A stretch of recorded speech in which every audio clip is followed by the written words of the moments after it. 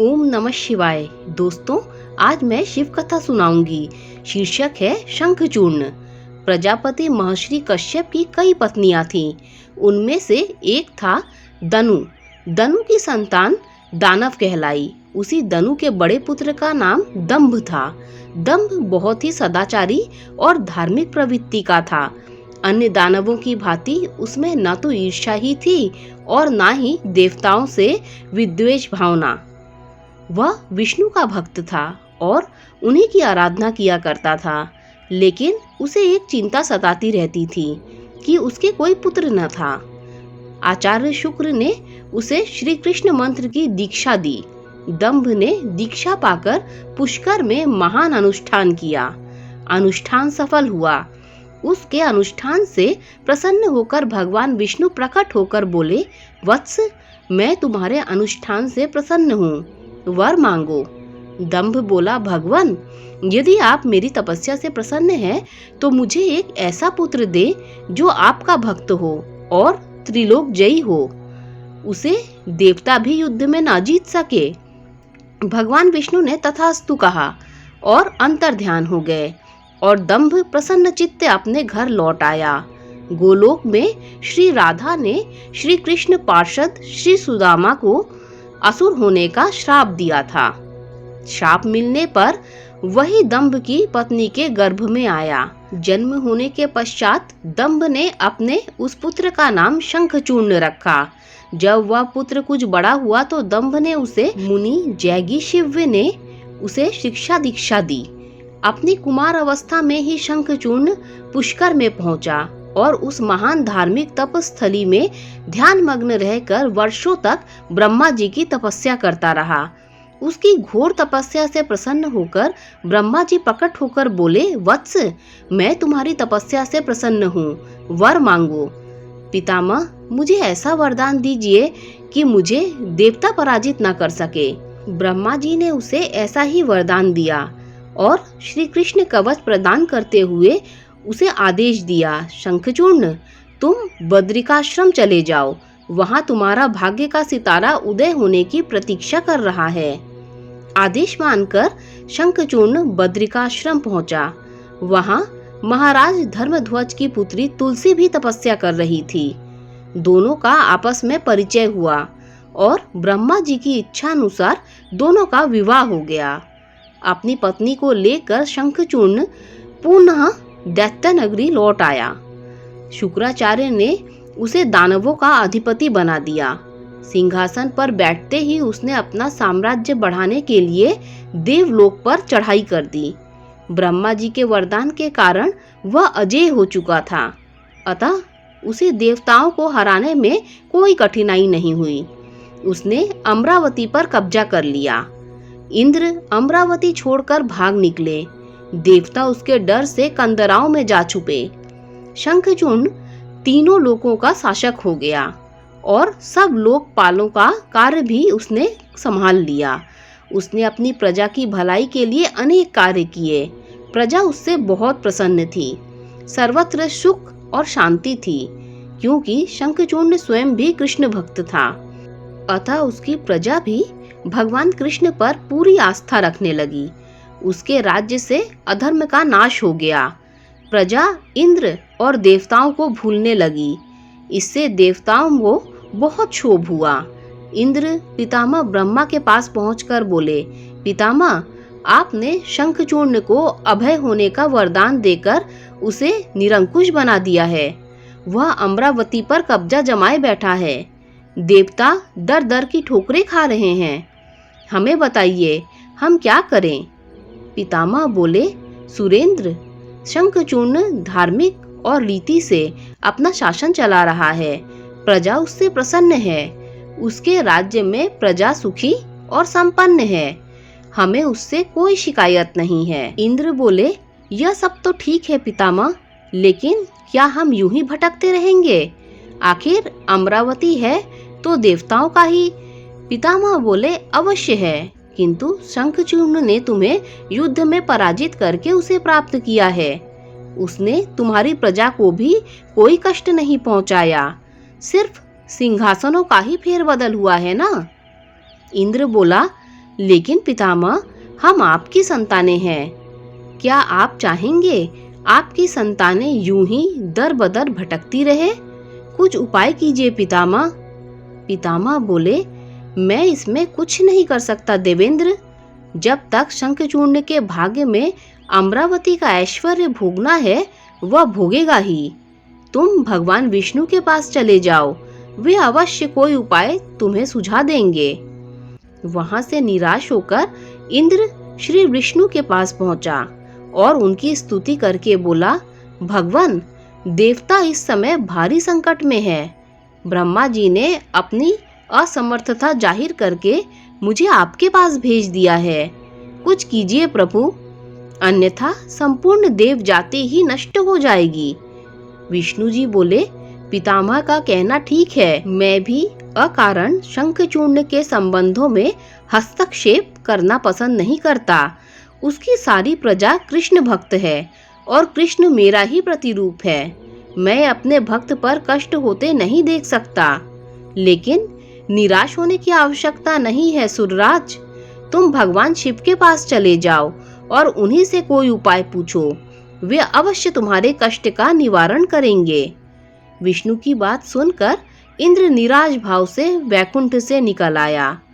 अंत में वह भगवान शिव के पास कैलाश पर्वत न जाकर शिवलोक पहुंचा और भगवान शिव की स्तुति करके अपने आने का प्रयोजन बताया। भगवान शिव ने उसकी बातें सुनी और उसे आश्वस्त किया।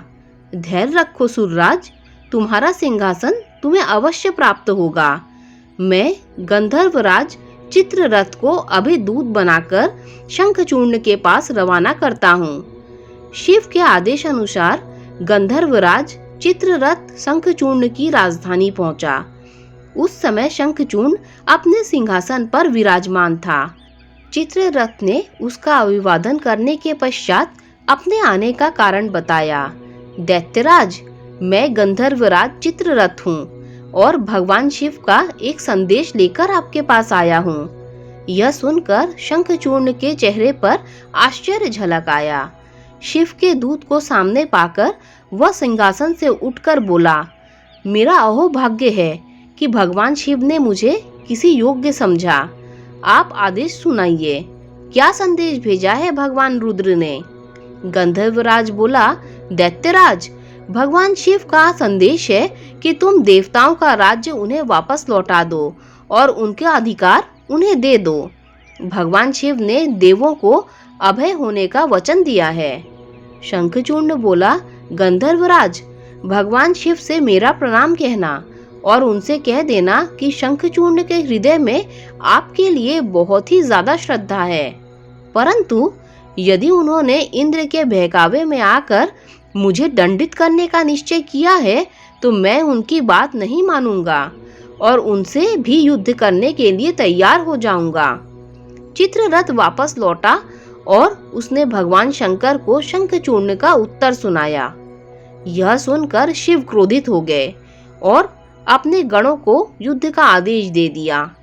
उधर शंखचूर्ण ने अपने पुत्र का अभिषेक कर उसे दानवाधिपति बना दिया और अपनी पत्नी से बोला, मैंने युद्ध स्वीकार कर लिया है देवी। ईश्वर करे युद्ध में हमारी विजय हो। अब मुझे अनुमति दो, मेरी सेनाएं तैयार है। शंखचूर्ण अपनी सेनाएं लेकर युद्ध भूमि में जा पहुंचा। दोनों सेनाएं गोमत्रक पर्वत के समीप एक दूसरे के आमने सामने आ खड़ी हुई। भगवान शिव ने शंखचूर्ण के पास एक बार फिर संदेश भेजा कि वह नादानी न करे और युद्ध से दूर रहकर उनकी बात मान ले, किंतु शंखचूर्ण न माना और दोनों सेनाओं में घनघोर युद्ध छिड़ गया। भगवान शिव और शंखचूर्ण आमने सामने डट गए।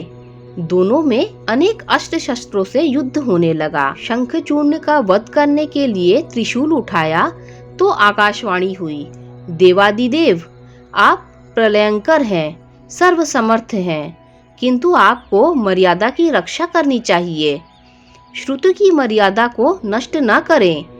जब तक शंखचूर्ण के पास हरि का कवच है और जब तक उसकी पतिव्रता पत्नी मौजूद है, तब तक उस पर बुढ़ापा नहीं आ सकता और ना ही उसकी मृत्यु हो सकती है।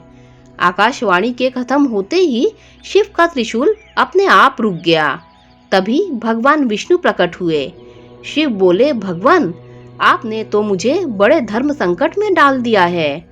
आप ही ने तो इंद्र को मेरे पास भेजा और जब मैं उसे अभय करने के लिए युद्ध आरंभ किया तो अब आपका ही कवच आड़े आ रहा है। अब आप ही कोई उपाय सोचिए। विष्णु बोले, शंखचूर्ण के शाप का समय अब खत्म ही होने वाला है भगवान। अब इसे असुर योनि से मुक्त करके गोलोक भेजना पड़ेगा। यह कृष्ण भक्त है और कृष्ण मेरा ही प्रतिरूप है, अतः इसे वापस गोलोक में भेजना होगा। फिर विष्णु ने एक ब्राह्मण का वेश धारण कर लिया और शंखचूर्ण के पास पहुंचकर बोले, दानवराज, मैं एक निर्धन ब्राह्मण हूँ। कुछ पाने की आस के लिए आपके पास आया हूँ। शंखचूर्ण बोला, मांगो विप्रवर, जो भी मेरे पास है उसे दे देने में मुझे किंचित भी विलंब नहीं लगेगा। मेरा सिर भी मांगोगे तो वह भी दे देने से इनकार नहीं करूंगा। आप आदेश तो दें। ब्राह्मण वेशधारी विष्णु बोले, दैत्यराज, मुझे आपका सिर नहीं, आपका कवच चाहिए। बोलिए, देंगे अपना कवच?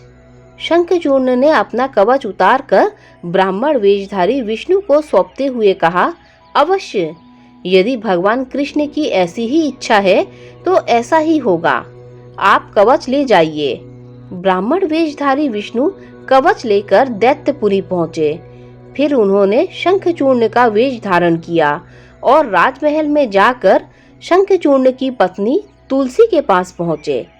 तुलसी ने उन्हें अपना पति ही समझा और उनका स्वागत किया।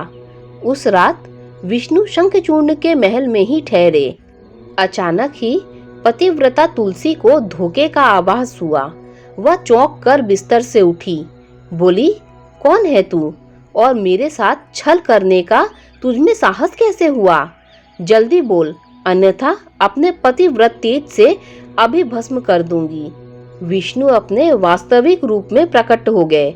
उन्होंने तुलसी को समझाते हुए कहा, सुनो तुलसी, तुम्हारे पति का समय पूरा हुआ।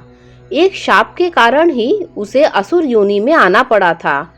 अब से वह गोलोक में रहेगा, क्योंकि तुम्हारा पतिव्रत धर्म ही उसकी रक्षा कर रहा था, इसीलिए मुझे छल करके तुम्हें कलुषित करना पड़ा। तुलसी रोते हुए बोली, यह आपने अच्छा नहीं किया भगवान, यूं मेरे साथ छल करके मेरा सतीत्व नष्ट किया। मैं शाप देती हूँ कि आज से आपको भी पत्थर बन जाना पड़ेगा। आप में दया ममता नहीं है, आप पत्थर हैं, पत्थर। विष्णु बोले, और मैं तुम्हें वर देता हूँ तुलसी कि मेरे पत्थर बन जाने पर तुम्हें भी मेरे पास ही स्थान मिलेगा। भविष्य में लोग तुलसी और शालिग्राम की पूजा करेंगे। तुलसी के बगैर शालिग्राम की पूजा अधूरी रहेगी। उसके बाद विष्णु अंतर्ध्यान हो गए और युद्ध भूमि में खड़े शिव को अपनी दिव्य शक्ति से सब कुछ बता दिया। शंखचूर्ण और शिव में पुनः युद्ध आरंभ हो गया, किंतु तुलसी के पतिव्रत का धर्म नष्ट हो जाने के कारण शंखचूर्ण की शक्ति घट गई थी। अतः शिव ने अपना त्रिशूल उसकी ओर फेंका तो वह सीधा शंखचूर्ण के हृदय स्थल को बेध गया। वातावरण में हजारों बिजलियां एक साथ कौंध गईं। चारों दिशाएं कांप उठी और देखते ही देखते शंखचूर्ण धरती पर जा गिरा। गिरते ही उसके प्राण पखेरु उड़ गए। शाप से मुक्ति मिलते ही श्रीदामा गोलोक जा पहुंचा। उसकी भस्म से एक शंख प्रकट हुआ, जो कालांतर में भगवान शिव के हाथों की शोभा बना। देवताओं ने शिव की जय जयकार की और इंद्र को अपना सिंहासन पुनः प्राप्त हो गया। दोस्तों, ये शिव कथा अच्छी लगी हो तो लाइक शेयर सब्सक्राइब कीजिए। Thanks for watching.